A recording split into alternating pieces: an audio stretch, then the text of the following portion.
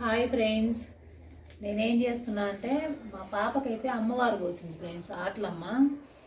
ఈ రోజుకైతే 11 రోజులు అయినాయి. అందుకే ఈ వీడియో ఎవరికైనా తెలియని వాళ్ళకి ఉపయోగపడిద్దని అయితే వీడియో తీస్తున్నా. అందుకే అమ్మవారు పోసింది చూపించలేదు మా పాపది.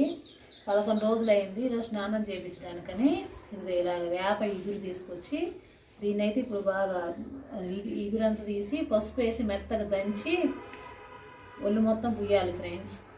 అలాగే అమ్మవారు వచ్చినప్పుడు ఇలాగా శనగలు రాగులు నానబెట్టి ఈ నీళ్ళని కళ్ళల్లో వేస్తుంటే కళ్ళు మంటలు లేకుండా చల్లబడతాయి కళ్ళు. అలాగే పడుకునే మంచం మీద కానీ వేపాకు అంతా పర్వాలి ఫ్రెండ్స్. పడుకునే మంచం మీద ఇలా చేయడం వల్ల అయితే మంచిదని చెప్తారు మన పెద్దోళ్ళు. అందుకనే మేమైతే చేస్తాం. వేప ఇగురు పసుపు వేసి దంచి ఒంటికి పూయడం వల్ల ఒళ్ళే ఆ గుల్లలు జిల్ల లేకుండా ఉండిద్ది ఫ్రెండ్స్. త్వరగా మానిపోతాయి. చేతి తగలడం వల్ల మళ్ళీ సీమ్ పెట్టడం అట్లాంటివి లేకుండా ఉంటాయి. అందుకని మన పెద్దోళ్ళు అప్పటి నుంచి అయితే ఈ పద్ధతిలోనే చేస్తారు కాబట్టి నేను కానీ అదే పాటిస్తున్నా. ఎవరైనా తెలియని వాళ్ళు ఉంటే తెలుసుకోండి ఫ్రెండ్స్. Bye friends.